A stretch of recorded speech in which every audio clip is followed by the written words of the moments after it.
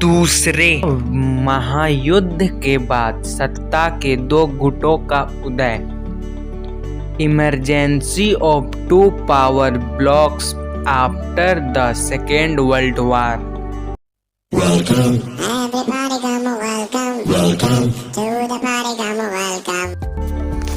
दूसरे महायुद्ध के बाद सत्ता के दो गुटों का उदय। Emergency of two power blocks after the second world war. दूसरे विश्व युद्ध के समाप्त होने के कुछ समय बाद ही उस युद्ध के विचित्र मित्र दो ध्रुवीय दुनिया के नेता बन गए और एक लंबे संघर्ष में संलिप्त हो गए, जिसने शीत युद्ध का रूप धारण कर लिया। मुख्यतः यह दो महाशक्तियों के बीच टकराव था, जो परस्पर घृणा, संदेह व द्वेष के भावों से प्रभावित था। इसलिए दोनों महाशक्तियां एक दूसरे की निंदा करने, अपमानित करने, अपना प्रभाव क्षेत्र बढ़ाने तथा अपने विरोधी को हानि पहुंचाने व उसे परास्त करने में जुट गए। F.L. शूमैन के शब्दों में, इस स्थिति ने पूर्व व पश्चिम में लोगों के दिमाग पर जादू कर दिया और अब उसने दो ध्रुवीय विश्व समुदाय में बल परीक्षण के लिए एक नई व अति विशाल आकृति को जन्म दिया। अंतर्राष्ट्रीय राजनीति के क्षेत्र में शीत युद्ध ने निम्न विशेष प्रवृत्तियों को उजागर किया। पहला, दोनों महाशक्तियां तनावपूर्ण संबंधों को गहरा करने पर उतारू थी, लेकिन प्रत्यक्ष भिड़ंत की स्थिति को टालने हेतु उतनी ही सावधान भी थी। छोटे मोटे संघर्ष चलते रहने चाहिए, किंतु ऐसी स्थिति न आने दी जाए कि तीसरा विश्व युद्ध छिड़ जाए, जो उन दोनों के विनाश को सुनिश्चित करे। इस परिरोधन या अवरोधन का सिद्धांत लॉजिक ऑफ डिटेंस कहा जाता है।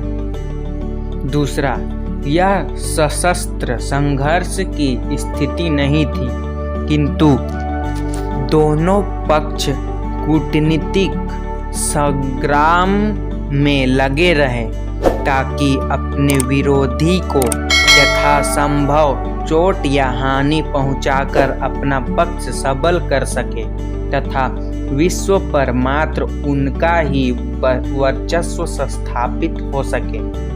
तीसरा, दोनों देशों का मूल लक्ष्य 9 स्वतंत्र देशों की अर्थव्यवस्था एवं राजनीति दोनों को भी प्रभावित करना था। चौथा, अपने आग्रहों को प्रबलित करने के लिए दोनों महाशक्तियों ने विचारधारा का आह्वान किया, जबकि अमेरिका ने उदारवाद की नई देखकर अपने प्रतिद्वंदी को सर्वाधिकारवादी, प्राधिकारवादी या अधिनायकवादी कहकर निंदित किया, तो सोवियत संघ ने समाजवाद की दुहाई देकर अपने प्रतिद्वंदी को साम्राज्यवादी, उपनिवेशवादी या नव उपनिवेशवादी कहकर वही काम किया। यथार्थवादियों के अनुसार हर व्यक्ति या संस्था अपने हितों को अधिकतम करना चाहती है, इसलिए युद्ध करना मनुष्य की प्रकृति का अभिन्न लक्षण है। लेकिन आदर्शवादियों का यह आग्रह भी उतना ठीक है कि मनुष्य शांति की कामना करता है। यदि दूसरे विश्व युद्ध के बाद दो महाशक्तियों ने शीत युद्ध को निरंतर तेज किया, तो धीरे धीरे इस त्रासदीपूर्ण स्थिति में परिवर्तन भी हुआ। दोनों महाशक्तियों के बीच निकटता आने लगी। उनके सैनिक गुटों में दरारें पड़ने लगी। उनका प्रभाव घटने लगा, जिससे दुनिया दो ध्रुवीयता से बहुध्रुवीयता की ओर बढ़ने लगी। साम्यवादी जगत में सोवियत संघ व चीन के बीच लाल शीत युद्ध छिड़ गया। गुटनिरपेक्ष आंदोलन की प्रगति ने शीत युद्ध की गर्मी को निश्चित रूप में कम किया। यही कारण है कि 1960 से 1970 के दशक में शीत युद्ध की कमी ने तनाव शैथिल्य की स्थिति को जगह दी।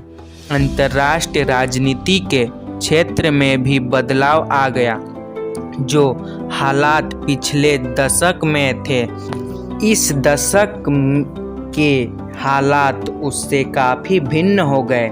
यह क्रम चलता रहा कि आगामी दशकों में शीत युद्ध का निरंतर कटाव अनंत उसके अंत का कारण बन गया। इस प्रकार इस पाठ का एक और टॉपिक दूसरे महायुद्ध के बाद सत्ता के दो गुटों का उदय यहीं पर समाप्त होता है। धन्यवाद।